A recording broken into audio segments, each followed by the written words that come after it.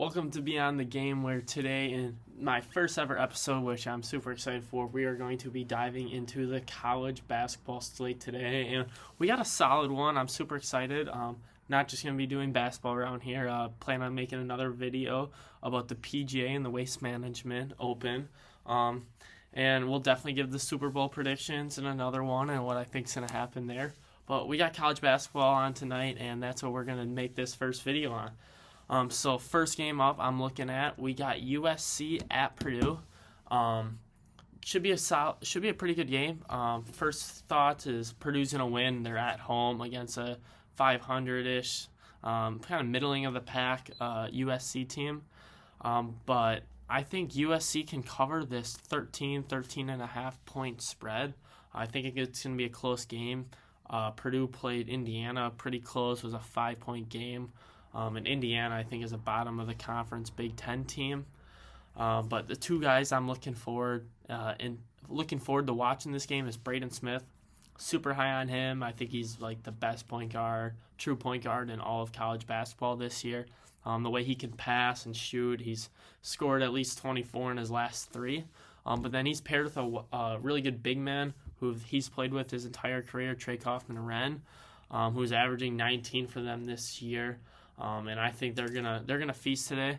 But if I had my picks, then probably I'm leaning towards USC to cover and Trey Kaufman-Renn. I actually like his rebounds. I'm staying away from Braden Smith just because of his last games. I think it's inflated.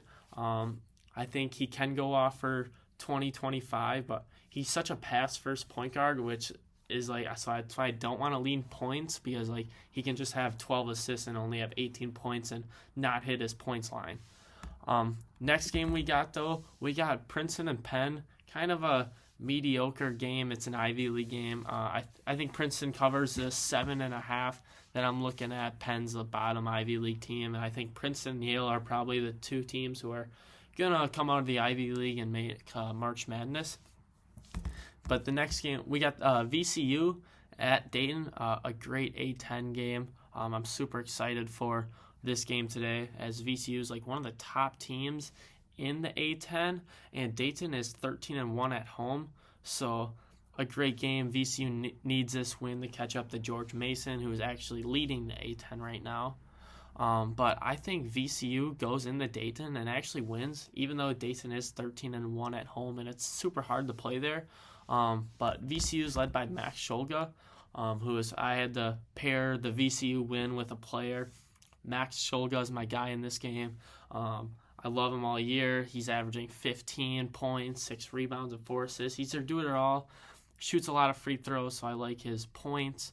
I think he can easily drop 15. I think it's at 14.5 his points. Love his fantasy points too. Gets a couple steals, and he could go off for 8 rebounds. So I love his fantasy points or points, either one. But I do think VCU goes into Dayton and shocks some people tonight and proves that they deserve some recognition. Next game, we got an amazing, probably the best game without a doubt on the slate. We got St. John's, who's ranked 12th, headed into UCONN, who's ranked 19th. But what's shocking to me is UConn's actually favored at home by 3.5 points. Kind of caught my eye when I saw it this morning. I love St. John's after I was down on them. They're terrible at shooting. They're pretty far on the bottom in 3-point percentage and free throw percentage, but they play defense, and it was shown in the Marquette game where they won it by 6. And they're led by Kadari Richmond. That's my player for St. John's in this game to watch. I think my pick would be I think his PRA is 20 and a half, somewhere around there. I would without a doubt do that, because I don't know, it's calling my name. It's calling my name. I love it, and I think St. John's outright wins this too. But if UConn would be winning, I think it's because of Solo Ball, one of the best shooters probably in the Big East. He hasn't scored under 15 points since December 21st, and just a pure scorer. He can shoot the ball. Like I said, he can shoot it well, but he knows how to get crafty, get in the paint. But for that UConn to win, I think Solo Ball has to have a great game. But it's going to be tough against St. John's and Rick Pitino's stout defense. Next game we got Boise State hosting San Jose State. I mean, it's not St. John's UConn, but it's another great basketball game. As when they played earlier in the year, Boise State won by 2, but the book's giving them 14 points. Boise State's favored by 14 points.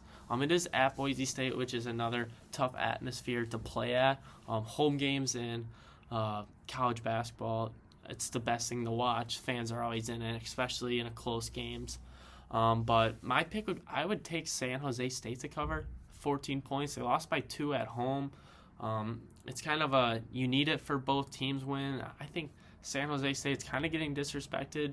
Don't get me wrong, Boise State's good, but I think 14 points is too many for a conference game of two middling teams.